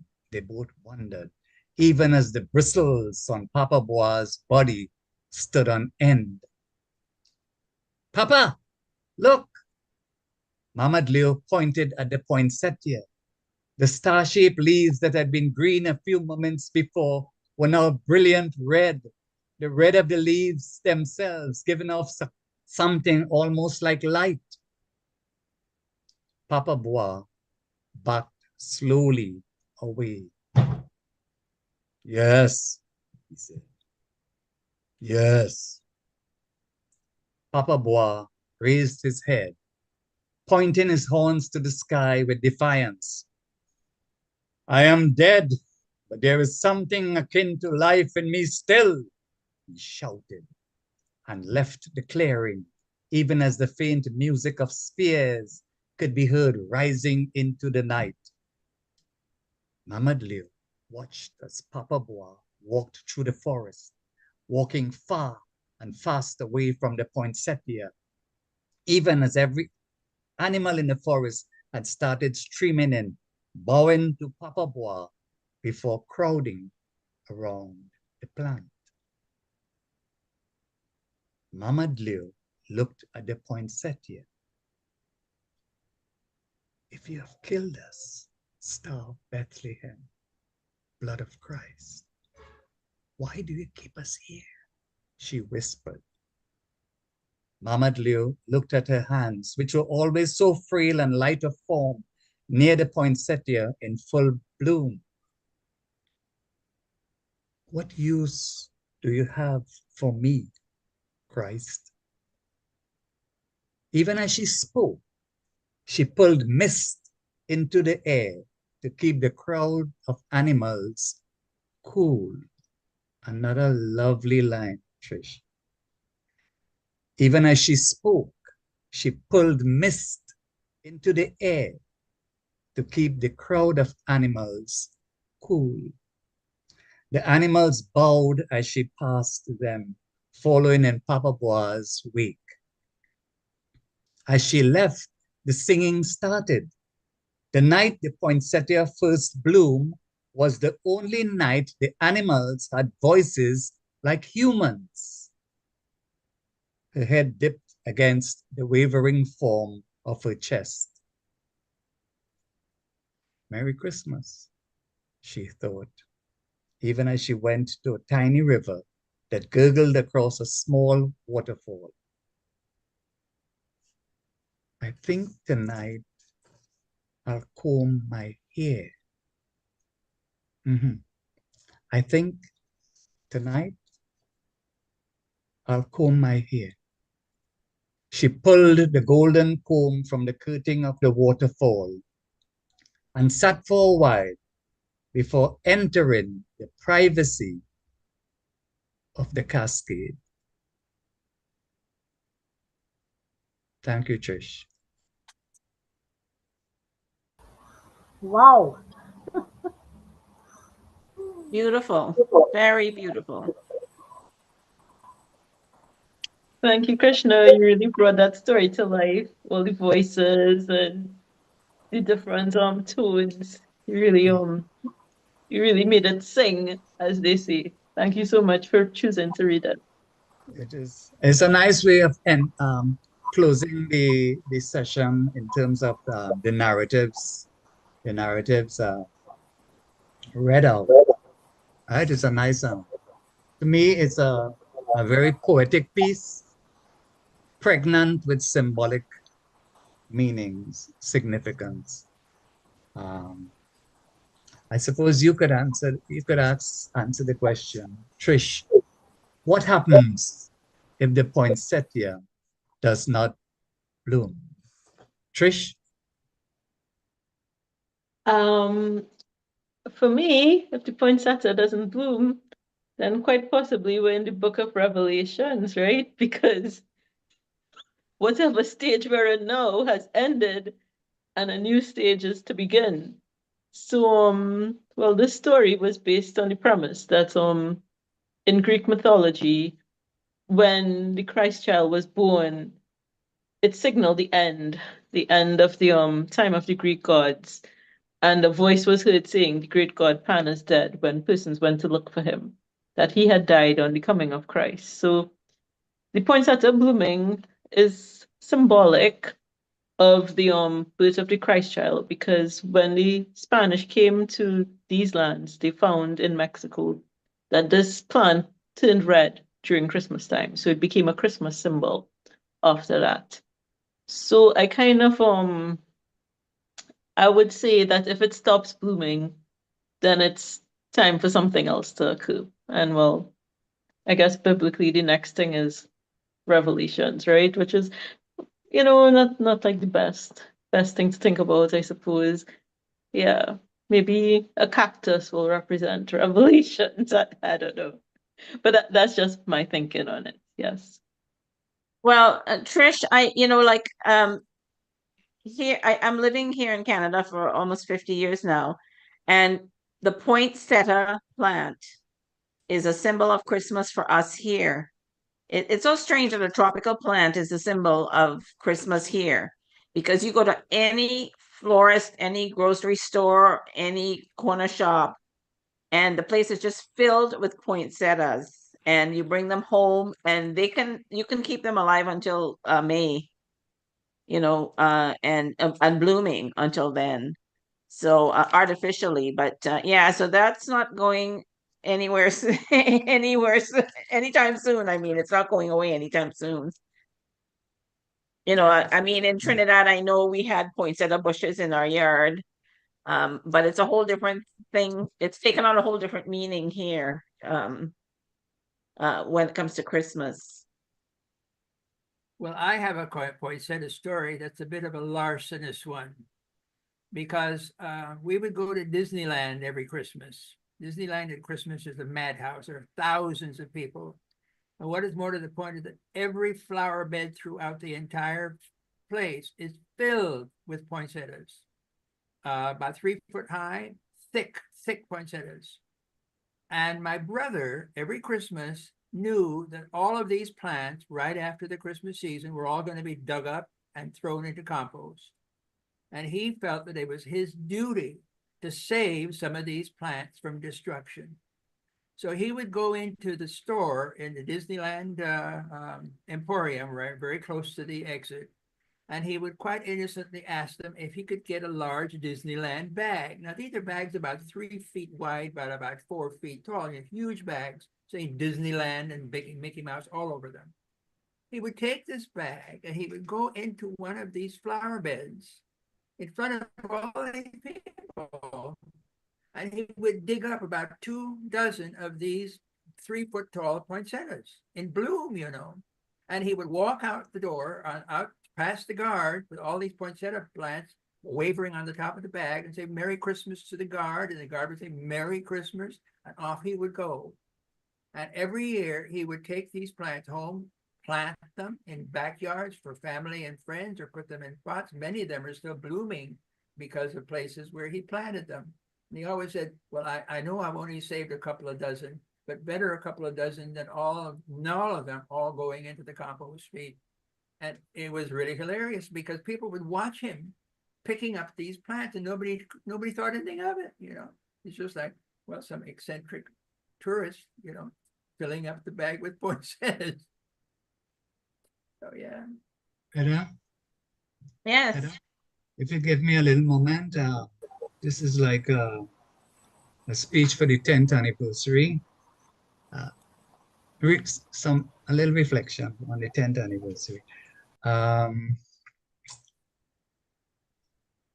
want to thank Vishnu Gosain for introducing me to the group. I'm 2.5 years since I joined this platform, so I'm relatively a newcomer. I don't see myself as a Johnny come lately, but I told Gersha up early during one of our sessions, one of our phone calls. I don't really like groups. I have been in groups and I have had problems with groups. The problem may be me, the problem may be with the group. But I don't stay long in groups. But this year, we had, just to help you, Heather, you talked about the author of the month. We had, as far as I saw, 7 sessions of author of the month. We had Errol Wildman, just to refresh memories, Krishna Samaru, Heather Laltu Ferguson, your good self in May, Jerry Barrow, Karen Barrow, Haricharan Narayan, who unfortunately passed away, and Vishnu Gosain. So as far as when I attended, those are some of the authors of the month that we had this year. And we had a number of sessions of themes. We had Valentine, Easter, Mother's Day, Father's Day, immigration, emancipation, independence, Halloween, Diwali, and now Christmas. So I want to congratulate Gersha and her stalwarts, the great Motilal Budhu Singh, and others, yourself, Heather, and Cynthia, Natasha, Willard, Harold, a newcomer, and Frank. I'm missing Frank for today. So these are people who keep the group going. And I think kudos in store for them to keep the group going. I want to thank publicly the online members and those who were absent from the Christmas luncheon, to say publicly thanks to Gersha and Trisha for honoring me with presentations of certificate and a gift voucher. I have the gift voucher framed so far. I haven't, what's the word? Redeemed it. I haven't redeemed it as yet. I have it framed for the time being. So my commitment, I remain committed to give of my time. My expertise is in the field of literature from my grounding, and to delight, I love to read, to delight those who are watching and listening whenever I'm called upon to read. So that's my Christmas message. Merry Christmas to you all, and have a wonderful new year, 2025. Thank you, Krishna. And I have to say that I was the author of the month way back in January of this year, and I was deeply honored by that. Of course, I came into this group when Gersha asked me to put her book up on Amazon, and I was so pleased to be able to do that for the group. And I'm hoping that she will put up another set of stories, because I know we have a lot more stories to tell, and I'm sure that could be another anthology next year, the year after that. So we can put another one up on Amazon, because it's a good thing to keep going. And you're right, because we do have a good group of people who keep working and telling good stories. So yeah. One short thing, if anybody is interested to look up the film I mentioned, it's called The Man Who Invented Christmas. And it's about Dickens and how he managed to write and get published A Christmas Carol. It's an amazing movie. And I think it's still available. Yeah, but it's a lovely group. Well, maybe Gersha can tell us how she feels about having achieved the 10 years of poetry and prose. Wow, it doesn't feel like 10 years. So I will let Mutilal take this one. Honestly, I never expected the group to grow like this. And I'm happy that it did, because when I first started it, I was told over and over again, that's not something for Shogunas. Shogunas people don't read. So, Mutilal, you want to Gosha, help me? thanks, Gosha. You know, when I joined poetry and prose, and we used to meet at Shagonas, and then sometimes it used to be just myself, Gosha, Chris, and maybe one other person. And I used to have to travel from Pinal to Shagonas. And then I decided, Gosha said, well, I tell Gosha, look, I want to start a group in Pinal in Debe. And I got permission from the Debe Library, and I think from there the group started to grow, right? And with that, the Shagonas session, the people who was allowing us to use their place, I think they had to move or something, and we started to concentrate on Debe. And then COVID, and we went on Zoom, and we're here still. So, you know, I'd like to thank everybody for their contributions, everybody who here, and those who not here. We had apologies from Altia, Arlene, and quite a few people who couldn't make it for this, Frank, who couldn't make it for this session. But we treasure all our members. We treasure all of our members. You know, some of you might know this guy who was at my book launch, Rudolph Bissessa Singh. He's a good friend. Rudolph tell me, say, Muti, when you're growing up, as you move from one stage to life to another, you have to change your friends. So I'm so happy that you know that now I have very few of my rum shop friends still as friends. But in this group, I have made some great friends, and I love you all, and Merry Christmas and Happy New Year. That's it. to me. Thank you, Modi. And I have to say, I'll be 86 this month. And all of my friends from when I was growing up have all died. They've all gone, as well as family. So it's a wonderful thing to have a group of writers that I can relate to with stories and whatever I can do to help. That means a great deal to me.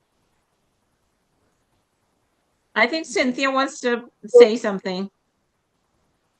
Yes, thank you. My experience here has been similar because Motilal just invited me to join, and the rest is history. It seems as though I think I've been here now about 2 years. But I put up my hand because my friend is on the call, June Allen Miller, and I didn't know if she just wanted to say anything about Christmas or about group because she has said it has interested her to join in when she can, and Yeah, I didn't know if she wanted to say just 2 words. thank you. Thank you. I'm sorry that I was late, but I was delayed. But I wanted to do either the Little Match Girl or the Journey of the Magi. So, but I don't know if we still have time for the Little Match Girl. Sure. Certainly, sir. Pardon me? Yes, go right ahead. Okay.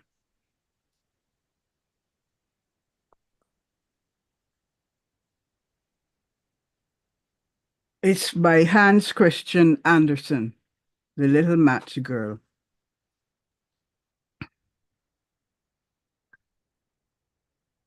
Most terribly cold it was. It snowed and was nearly quite dark, and evening, the last evening of the year. In this cold and darkness there went along the street a poor little girl, bareheaded and with naked feet. When she left home she had slippers on, it is true, but what was the good of that? They were very large slippers which her mother had hitherto worn. So large were they, and the poor thing lost them as she scuffled away across the street because of two carriages that rolled by dreadfully fast. One slipper was nowhere to be found. The other had been laid hold of by an urchin, and off he ran with it. He thought it would do capitally for a cradle when he some day or other would have children himself. So the little maiden walked on with her tiny naked feet that were quite red and blue from cold. She carried a quantity of matches in an old apron, and she held a bundle of them in her hand. Nobody had bought anything of her the whole livelong day. No one had given her a single farthing. She crept along trembling with cold and hunger, a very picture of sorrow, the poor thing. The flakes of snow covered her long fair hair, which fell in beautiful curls around her neck. But of that, of course, she never once now thought. From all the windows the candles were gleaming, and it smelt so deliciously of roast goose, for you know it was New Year's Eve. Yes, of that she thought. In a corner formed by two houses, of which one advanced more than the other, she seated herself down and cowered together her long fair hair. Sorry. She seated herself down and cowered together. Her little feet she had drawn close up to her, but she grew colder and colder. And to go home she did not venture, for she had not sold any matches and could not bring a farthing of money. From her father she would certainly get blows, and at home it was cold too, for above her she had only the roof, through which the wind whistled, even though the largest cracks were stopped up with straw and rags. Her little hands were almost numbed with cold. Oh, a match might afford her a world of comfort, if she only dared take a single one out of the bundle, draw it against the wall, and warm her fingers by it. She drew one out. Phew! How it blazed, how it burnt. It was warm, bright flame like a candle, and as she held her hands over it, it was a wonderful light. It seemed ready,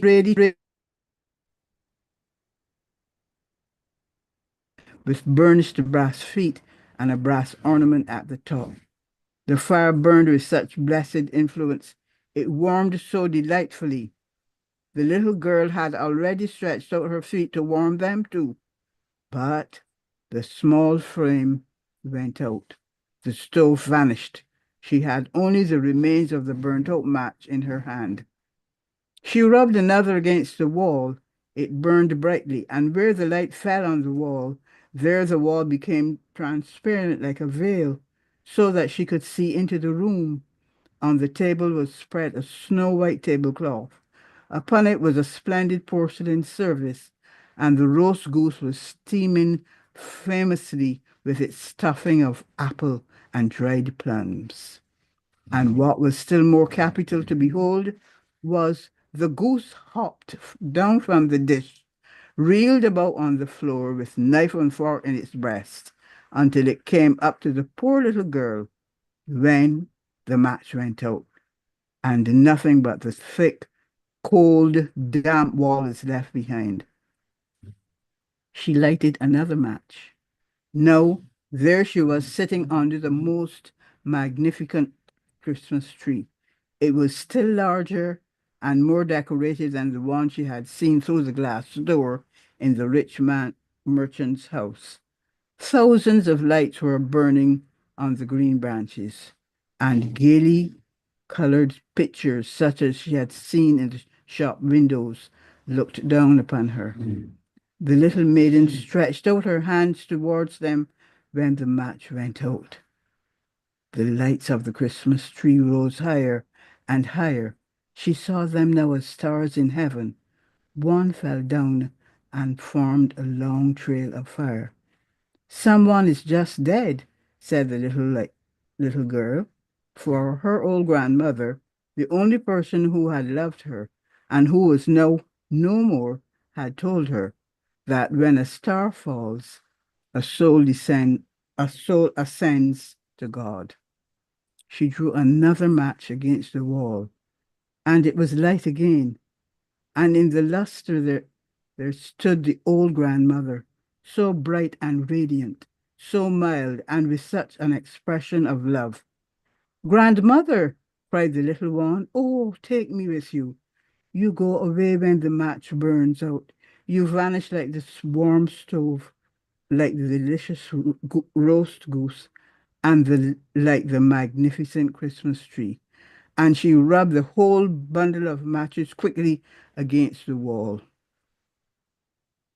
for she wanted to be quite sure of keeping her grandmother near her. And the matches gave such a brilliant light that it was brighter than at noonday. Never formerly had the grandmother been so beautiful and so tall. She took the little maiden on her arm, and both flew in brightness and in joy so high, so very high, and then above was neither cold nor hunger nor anxiety. They were with God.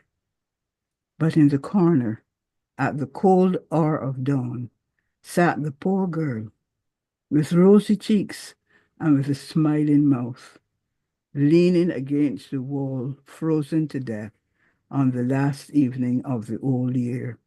Stiff and stark sat the child there with her matches, of which one bundle had been burnt. She wanted to warm herself. Oh dear. She wanted to warm herself, people said. No one had the slightest suspicion of what beautiful things she had seen. No one even dreamed of the splendor in which, with her grandmother, she had entered on the joys of the new year. It stresses the new year, but actually it's my favorite Christmas story, and thank you very much. I want to thank you for encouraging me to be in your group. I'm not a writer of such, but I'm being encouraged to start doing some writing. And I wish all of you a very happy Christmas. And when the new year comes, may we be blessed with that which we most desire. God bless you all. Thank you. Thank you so very much, June. Thank you. Go ahead, Gersha. Thank you. Thank you so much for reading it. I love that story as well. Thank you. Trisha, you were saying something? No, like everyone else here, I think I'd just like to say thank you to the group. I know I mostly attend the in-person meetings because I will admit on a Sunday at 1 o'clock I am sleeping because I've eaten a lot of food.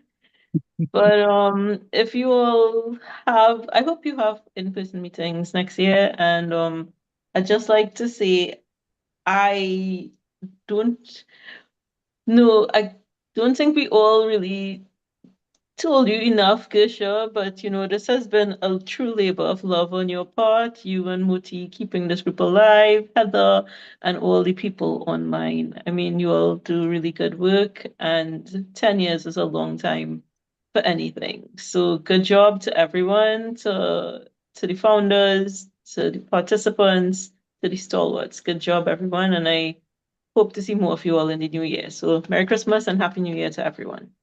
Thank you so much, Trish. Are your books available on Amazon? Yes, I have all available on Kindle, but True Trini Christmas is the only one that you can order in print on Amazon. So I keep saying I'll fix that. I haven't fixed it as yet, but I will try my best to fix I it. think I'd like to get that one as my Christmas present.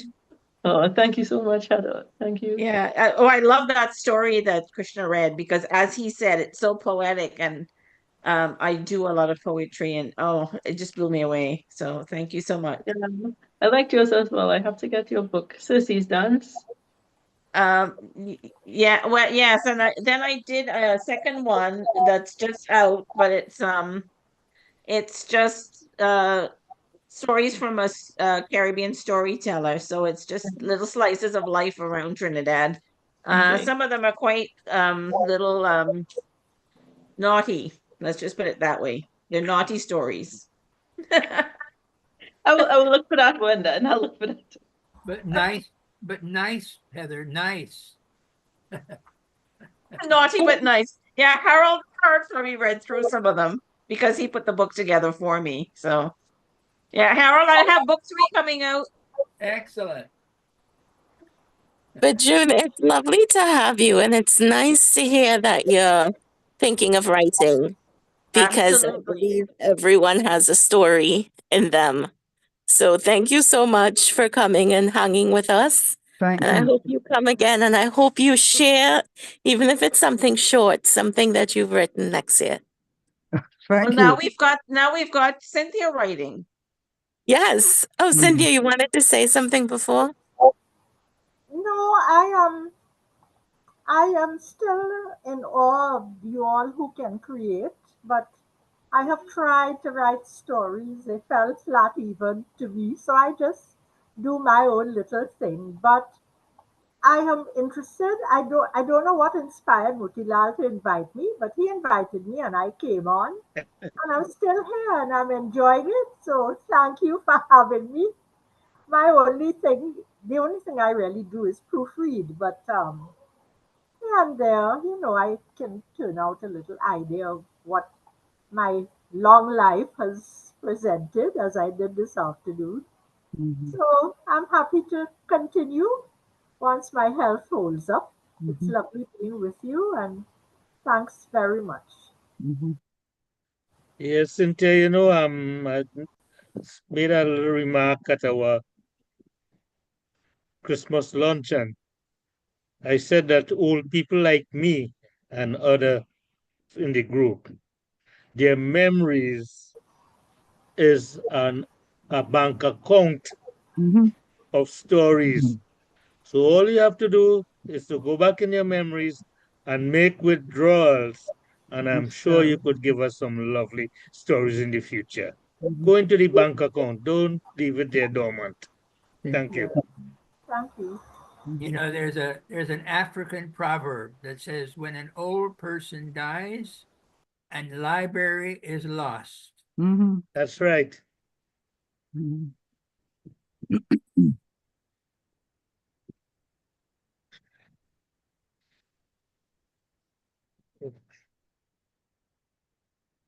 Well, I have this to was say that, truly an inspiring session. Motilal also invited me to the group about 4 years ago, and I'm still here. So, Motilal, you've done all the recruiting. you know, well, I'm getting old now, yeah, and I know that you have brought in people from time to time, and everybody here brings in people. Cynthia brings in her friends, so we appreciate that. And this is our group. Everybody here is our group, and so That's lovely so to have true. you That's all so here. So thanks Um, again. Gershia and I were just chatting about it. The only thing that wasn't completed this year was the last book that we were reading, the book club, the Black Cake.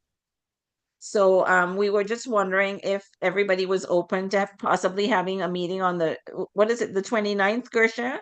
Yeah, I believe it's the 29th for Black Cake. So if Okay, Grisha, everyone's, you manage that project, and I would be glad to come in. yeah, I'll come Okay. in as well. Okay, how many of us have actually have the book? I don't, but I was hoping that you could send me a little extract I so I will. could study that. I will. Same with me, Gershia. Okay. Yeah, just send me something and I'll gladly attend. Right. So, Gush, you know what you have to do. Okay. More work. Okay, Well, cool. thank So you let's everybody for a wonderful session, and this we can rewatch it on YouTube anytime. So everybody have a Merry Christmas and a Happy New Year, and we'll see you in 2 Yes, weeks. and Krish want to say something. Go ahead, Krish. No. I'm saying bye-bye. I'm going to lunch. All right. I don't know about it. Krishna. No, Thank you for your I don't lovely know about the reading. 20. I could say I don't know about the 29. No, my speech was about this is the last session for the year for me. Okay. The 29th is the book club meeting. No, So it's just a book. It's just like, if you read the book and you want to attend. no. Okay, well, we'll see how it Ferdinando Enjoy goes. your from me. season and I'll call you. Yeah, all right. Okay. I'm off for lunch. I'm here in Caroline, fretting upstairs. Where is my husband? Where is my husband? Enjoy. Cook all this food for. Okay, take care. Bye-bye. Bye-bye. Bye-bye, everybody. Bye. Bye, everyone. Bye bye. Merry Christmas. Bye.